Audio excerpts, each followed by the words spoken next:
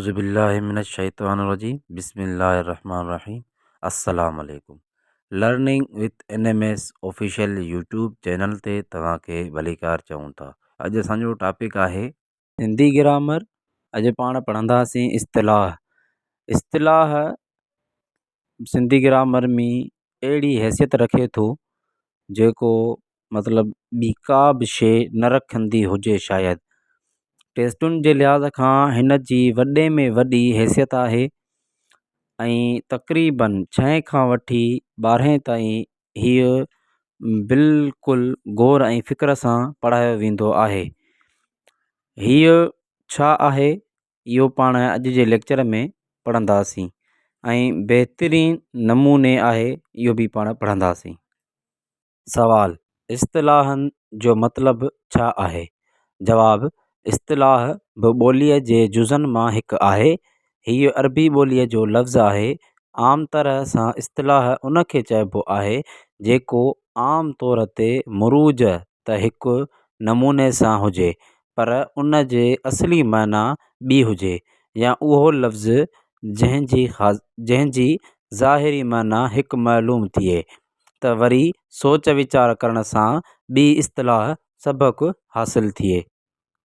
असांजी सिंधी ॿोलीअ में त अहिड़े क़िस्म जा तमामु घणा जुमिला फ़िक़रा मौजूदु आहिनि जेके असांजे वॾड़नि सियाणनि सालिकनि ऐं दरवेशनि जे आज़मूदनि व हालतुनि मूजिबि ॾिसंदे चया आहिनि।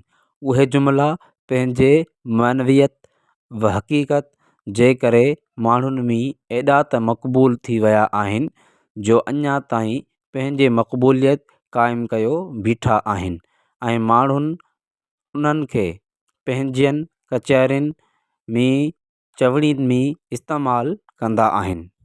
सिंधीअ ॿोलीअ में आम मरूज केतिरा ई इस्तिलाह जेके दानाअनि ऐं सुघड़नि जा घड़ियल आहिनि से आम नसीहती ॾाहप ॾांहुं ॾस ॾियनि था।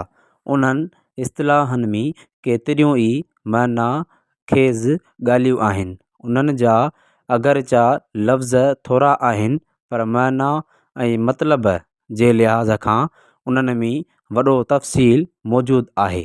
के आम इस्तिलाह या दानाउनि ऐं सियाणनि जा कौल हिते बयानु कजनि था। उन्हनि जे इस्तेमालु वक़्तु आम तौर ते ही लफ़्ज़ चया वञनि था: अदा सियाणनि सच चयो आहे, या ॾाहनि जो कौल आहे, या आम चमड़ी आहे वग़ैरह।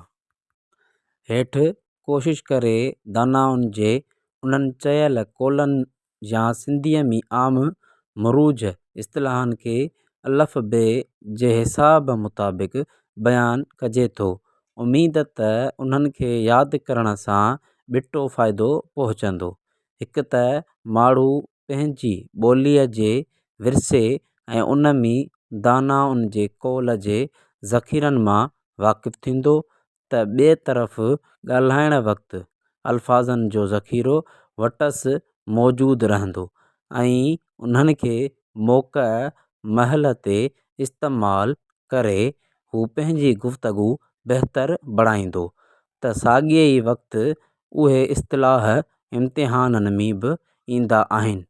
उन वक़्तु बि खेनि उहा मालूमात मदद ॾींदी। हाणे पाण पढ़ंदासीं इस्तिलाहनि जी सम्झाणी मिसालनि सां गॾु। अच्छा, ही मिसाल आहिनि इस्तिलाह रवाजी माना ऐं जुमिले में कम या इस्तेमालु। पहिरियों इस्तिलाह आहे उभ फाड़णु, रड़ियूं करणु, ॿटाकू हणणु। जुमिले में इस्तेमालु: मियां छो पियो, उभ फाड़ी, ॻाल्हाई, ज़रा होश कर। ॿियो नंबर अॻिराई करणु, रवाजी माना ज़्यादती, झेड़े ऐं फ़साद लाइ तकिड़ो थियणु। जुमिले में इस्तेमालु: अॻिराई करे, खतासो खाए। इस्तिलाह नंबर 3 अखियुनि आॾो ऊंध अचणु, रवाजी माना न ॾिसणु, ख़्यालु न रखणु। मियां अखियुनि आॾो छो ऊंध थी अथई, ज़रो ध्यानु कर। इस्तिलाह नंबर 4 अखियुनि ते परदा चढ़णु, बेहया थियणु, या तकबुर करणु। मियां छो खणी अखियुनि ते परदा चाढ़िया अथई, ज़रो हया त कर। पंजूं इस्तलाह आहे अखियूं ॿरणु। रवाजी माना जोश ऐं कावड़ में अचणु या अखियुनि में नूर ॿरणु। जुमिले में इस्तेमालु अलाए छा थियो अथसि, अखियूं बाहि वांगुरु पयूं ॿरनसि, हमराह जे अखियुनि में नूर पियो ॿरे। मतिलबु ईअं ई खणी चइजे त अखियुनि में कावड़, मतिलबु ईअं ई खणी चइजे कावड़ जज़्बात उहा अची वेंदी आहे न, उन जे लाइ अखियूं ॿरणु मतिलबु इस्तलाह इस्तेमालु थिए थो। हीअ मतिलबु इस्तलाह आहिनि। मतिलबु चवण जो आहे त इस्तलाह हिननि खां बि वधि बि आहिनि। ईअं ई खणी चइजे असांजे पंहिंजे किताब में लिखियलु आहिनि। अलिफ़ बे बल्ला मतिलबु 52 अखर पटीअ जा आहिनि।